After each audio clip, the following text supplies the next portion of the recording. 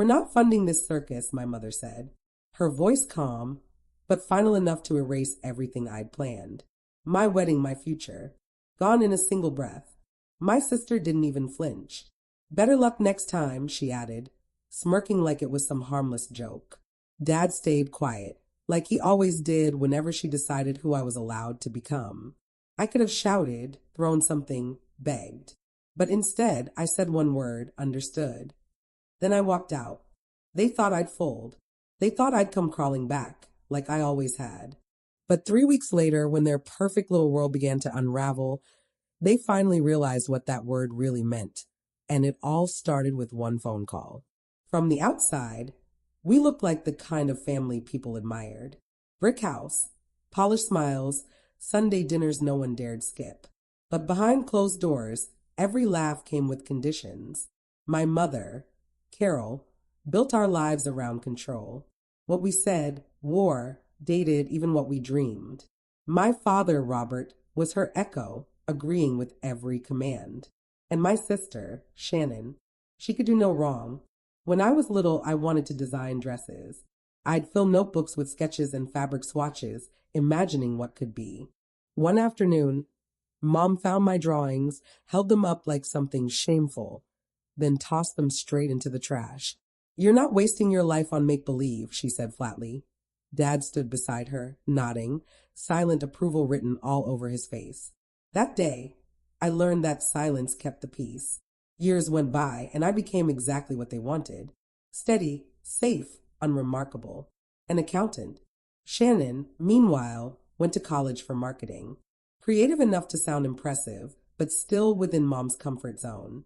When she opened her boutique, Mom threw a lavish party, bragging about her daughter's brilliance. I remember watching them beneath the string lights, champagne glasses raised, Mom's pearls catching the glow as she said proudly, "You've always had flair." Flair. The word still stings. Mine was never allowed. Then came Eric. I met him at a local fundraiser. The kind my parents dismissed as small-town nonsense.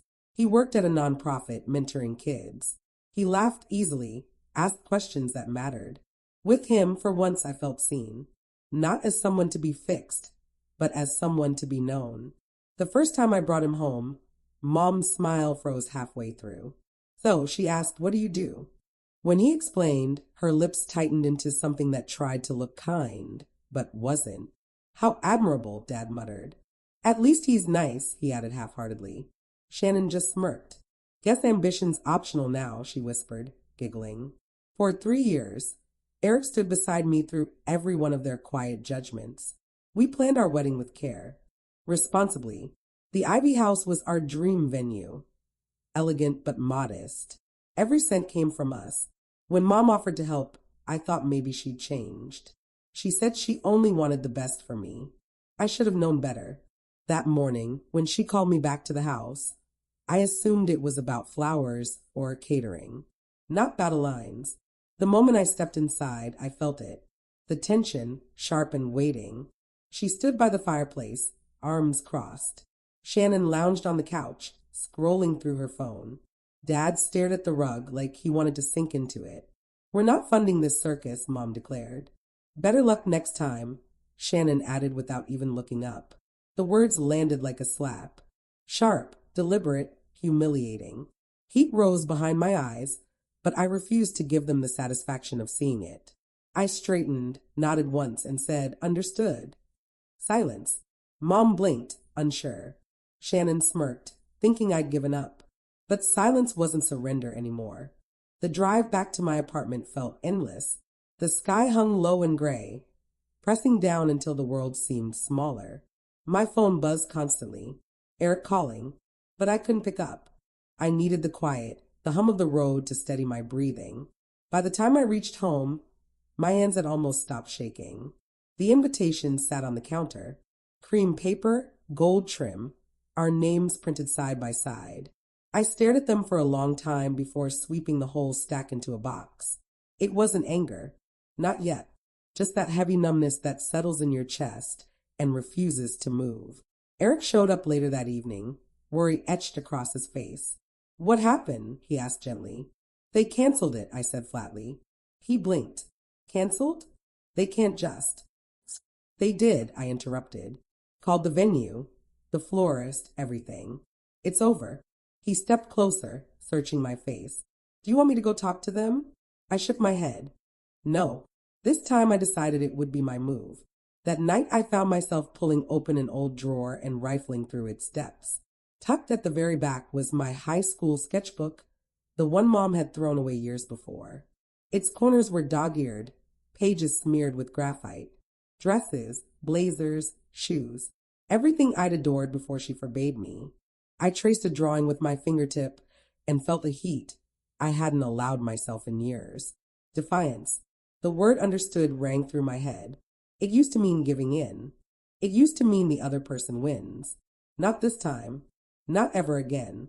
I remembered every understood she'd ever said when she picked my college major. Every time she insisted accounting was respectable. Every time she argued love should equal wealth and standing. Each understood had taken a piece of me. That night I started a list, every account, every payment, every contract tied to the wedding. Something fell off. Too neat, too immediate. You don't cancel an entire event that fast without planning. The next morning I called the Ivy House. The coordinator's voice hesitated when she answered. I'm sorry, Miss Perry, but your mother already sent us a signed cancellation. My, what? I asked. She paused. It had your signature. The floor shifted beneath me. I thanked her, hung up, and stared at my own face in the black phone screen. Someone had forged my name. My family hadn't merely canceled the wedding. They had erased me from it. I drove straight to Diane Cole's office the following morning. She'd once been our company attorney. Precise, unflappable. The kind of woman who seemed born to argue in court. When I explained what happened, she didn't gasp or look shocked. She simply picked up a pen and began to write. Show me the paperwork, she said. I handed over everything I had. Receipts, invoices, the original Ivy House contract. Diane flipped through the documents, pen tapping the desk in a steady rhythm, until she stopped. This cancellation form, she murmured, holding it up. That's not your handwriting. I leaned in. My name sprawled across the page in awkward ink. My signature, and yet not. Diane met my eyes sharp. Someone forged it.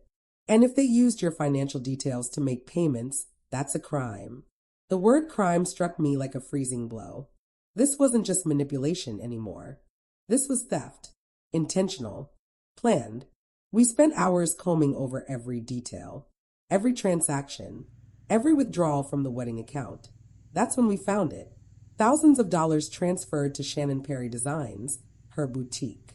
Another trail led straight to my parents' credit card bills and home renovations. They used your money to cover their debts, Diane said quietly. And I have a feeling it goes even deeper. That night, I sat alone in the dark, the blue glow of my laptop the only light in the room. I replayed every detail. Mom's icy tone, Shannon's smug smile, Dad's silence. Suddenly, everything aligned. The wedding hadn't been a celebration. It had been a distraction, a cover-up. The next morning, my phone rang. Uncle Stephen's name appeared on the screen. We hadn't spoken in months, but his voice was strained, uneasy. Eleanor, there's something you should know, he said. It's about your grandfather's trust fund. I froze. What about it? He set it up years ago. $250,000. It's yours, but it only activates when you marry. Your parents have been managing it and taking money from it. I checked the records myself. I felt the air leave my chest. They've been using it for years, Stephen continued softly. Shannon's shop, the house remodel. All of it came from your trust. If you'd gotten married, it would have triggered a full audit. They couldn't let that happen. My hand covered my mouth. My own family hadn't just stolen from me. They'd sabotaged my future to hide their theft. After the call, I sat motionless for what felt like hours. The anger didn't come in a rush. It rose slowly, quietly, like a storm building over still water. I opened my laptop and typed a message to Diane. We're filing the case. Then I whispered into the silence. They wanted control. Now they'll face consequences. The courtroom smelled faintly of paper and polished wood. Rows of strangers murmured behind me, the low hum of the air conditioner drowning out my heartbeat.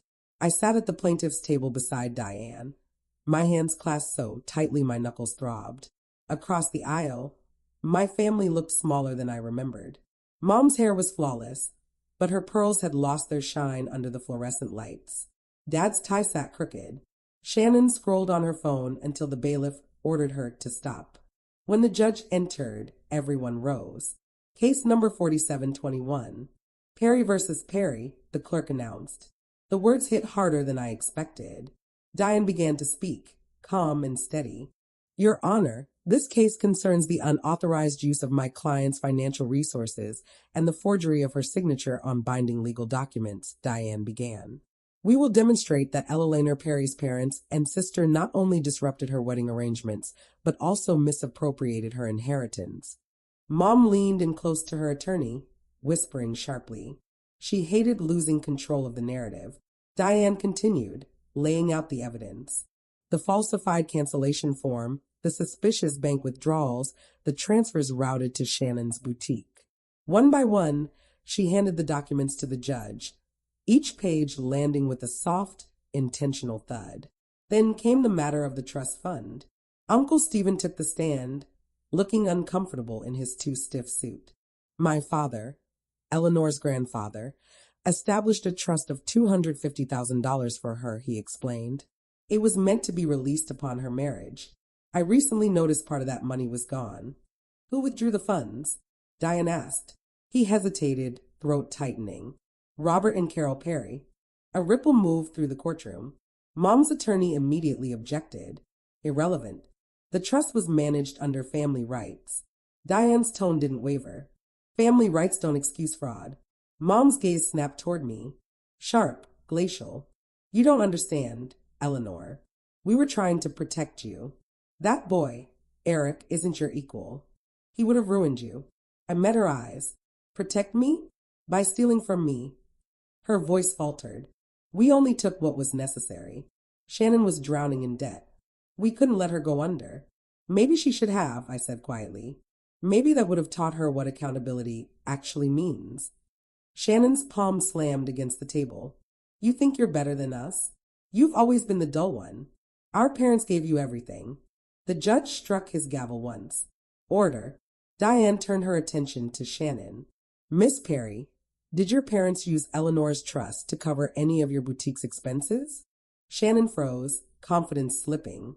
I didn't know where the money came from. Didn't you? Diane lifted a document. Because this invoice for your boutique's renovation shows your father's signature, and your sister's trust account number right beside it. Shannon's face went pale. By the time Diane finished her closing statement, every secret had been laid bare. Mom tried to play the victim.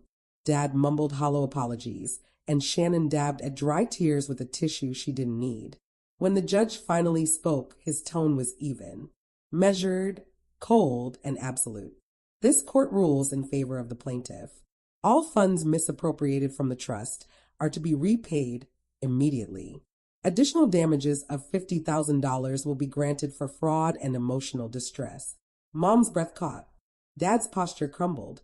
Shannon just stared at me in disbelief. I didn't smile. I didn't celebrate. I simply let out a breath I hadn't realized I'd been holding for months. Outside the courthouse, the sky stretched wide and impossibly clear. An almost artificial shade of blue. No reporters. No crowd. Just stillness. Diane turned toward me. You did it. I just stopped them, I said. That's all. A week later, I stood once more before the Ivy House. The same archway where my mother's words used to echo through my mind. But this time it belonged to me. Soft garden lights glowed against the night. Tables were covered in white linen, simple and graceful. Eric waited at the end of the aisle, his tie a little crooked, his smile steady. Owen waved from the second row. Uncle Stephen nodded proudly. Even Diane, who rarely smiled, did this time. As the music began, my throat tightened. No mother fixing my veil. No father walking me down the aisle. Just me, walking myself. Each step felt like taking back something that had been stolen. When I reached Eric, he whispered, "You okay?" "I'm more than okay," I told him, and I meant every word. We spoke our vows softly. No performance, no audience. Just truth. The officiant declared us husband and wife. For a moment, the only sounds were the breeze weaving through the ivy and distant, genuine laughter. After the ceremony, I slipped outside for a breath, standing beneath the same oak tree where I'd once broken down when everything had fallen apart. Looking up at the twinkling lights, I thought about how silence had become my weapon. My mother once called my wedding a circus. Now it was peace. Inside, music and warmth filled the night. Eric reached for my hand and drew me into a dance. The world around us blurred. Faces, lights, everything. When the night came to an end, I typed one final email. Short, direct. Carol, Robert, Shannon.